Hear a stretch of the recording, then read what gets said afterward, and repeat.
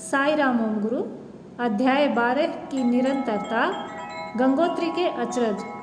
चार धाम यात्रा के दौरान ओम गुरु को आश्चर्यचकित करने वाले कई अनुभव हुए।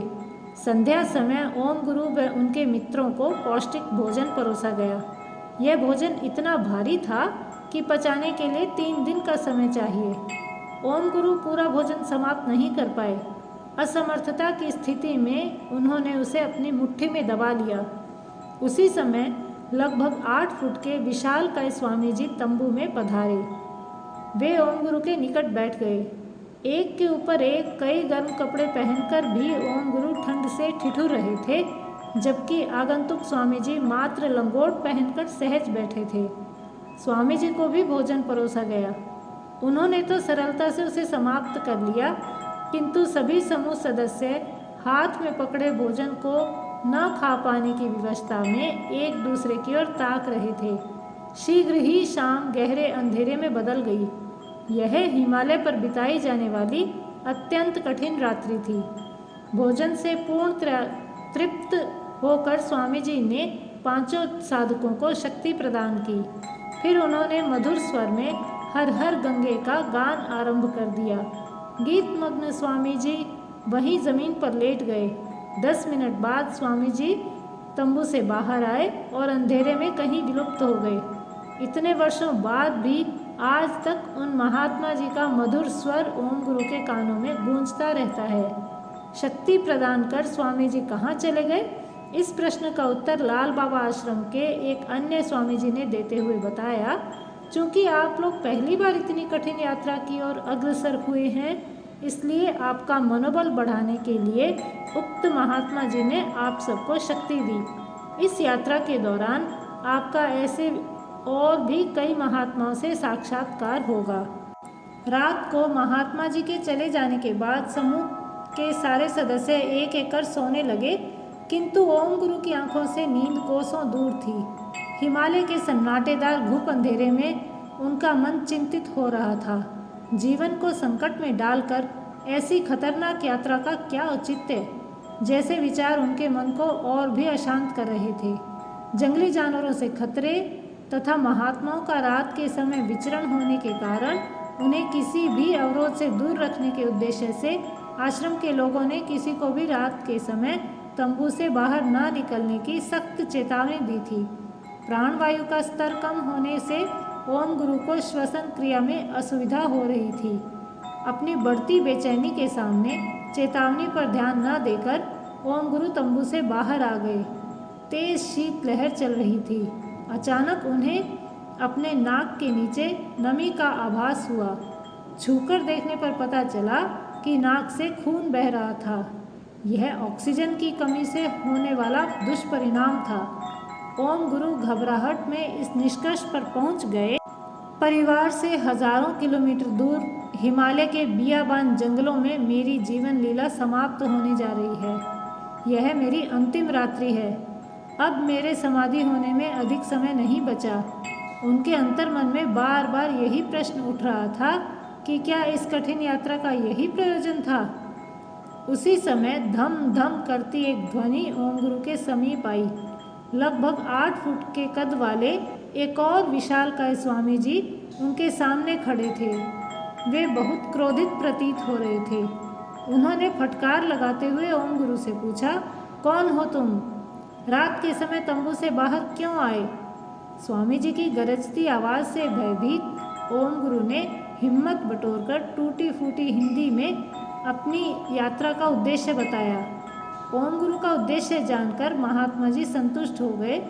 उन्होंने तुरंत हवा में हाथ हिलाकर अलाव जलाया। तब तक समूह के बाकी सदस्य भी जाग गए। अलाव की गर्मी से सबको बहुत राहत मिली। अलाव की रोशनी में ओम गुरु को महात्मा जी के संपूर्ण दर्शन प्राप्त हुए।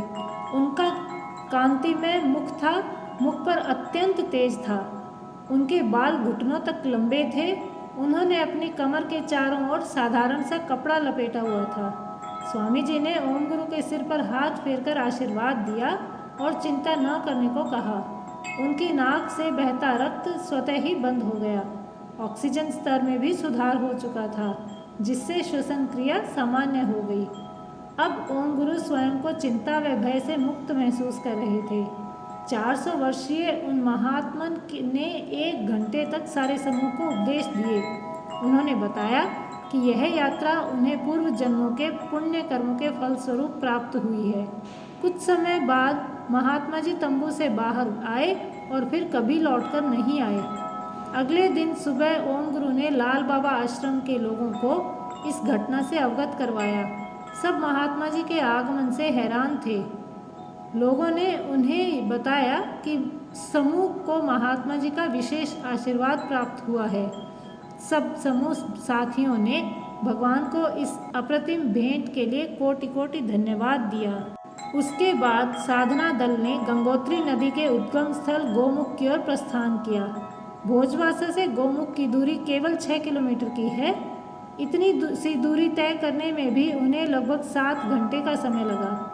रास्ते में उन्हें कोई 200 हिरणों का झुंड मिला, जिनके सींग इतने लंबे और तीखे थे कि प्रहार करने पर शरीर की पूरी चीर-फाड़ हो जाए। हिरण उनकी ओर देख तो रहे थे, किंतु उन्होंने किसी को कोई नुकसान नहीं पहुंचाया। थोड़ी सी दूर जाने के बाद जब ओम गुरु ने पीछे मुड़कर देखा तो वहाँ हिरणों की उपस्थिति का कोई नामो निशान ही नहीं था। और थोड़ी दूर जाने पर उनकी एक स्वामी जी से भेंट हुई। ओम गुरु ने हिरणों वाले प्रकरण का स्वामी जी को विवरण दिया। स्वामी जी के उत्तर से सारे समूह सदस्यों के मुंह खुले के खुले रह गए कि वे जानवर असली के हिरण नहीं थे, बल्कि महात्माओं ने हिरणों का रूप धर रखा था। गोमुख पहुंचकर उन्होंने एक रात वहीं एक महात्मा जी की गुफा में बिताई। कड़ी सर्दी के कारण उनकी हड्डियां जकड़ रही थीं।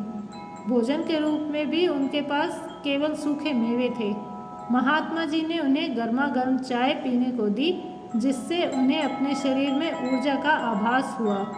समूह ने गौमुख से और 6 किलोमीटर आगे तपोवन की ओर प्रस्थान किया। संकड़ा मार्ग बर्फ से ढका हुआ था। बर्फीले रास्ते पर कठिनाई से चलकर उन्होंने तपोवन का मार्ग तय किया। इसके लिए उन्हें 10 घंटों का समय लगा। तपोवन में उनकी भेंट लगभग 150 वर्षीय एक माताजी से हुई। बहुत शांत स्वभाव वाली माताजी वहाँ बिल्कुल अकेली रह रही थीं। उन्होंने सबको भोजन करवाया व सिर पर हाथ फेरकर आशीर्वाद दिया। माताजी द्वारा सिर पर हाथ फेरते ही सबके आज्ञा चक्र उद्दीप्त हो गए, जो अगले 7 घंटों तक वैसे ही रहे। आज्ञा चक्र के उद्दीपन से उन्हें लग रहा था मानो वे किसी और संसार में भ्रमण कर रहे हों। उस रात सारा समूह उन माताजी के पास ही रुका। अगली सुबह उन्होंने तपोवन से 4 किलोमीटर आगे नंदनवन जाने की योजना बनाई। तब उन्हें मार्ग में संभव कठिनाइयों का ब्यौरा दिया गया तथा यह भी बताया गया कि एक बार चलना आरंभ करने के बाद मुड़कर नहीं आया जा सकता। खतरों के बारे में जानकर सभी समूह सदस्यों ने एक मत होकर नंदनवन जाने का विचार त्याग दिया। वे भोजवासा के रास्ते गंगोत्री लौट आए। ओम गुरु के अनुभवों से हमें भली भांति ज्ञात होता है कि हिमालय के रहस्यों का कोई माप नहीं। जितना सरल हिमालय शब्द का उच्चारण है, उतनी ही कठिन इसकी यात्रा। जय साई राम।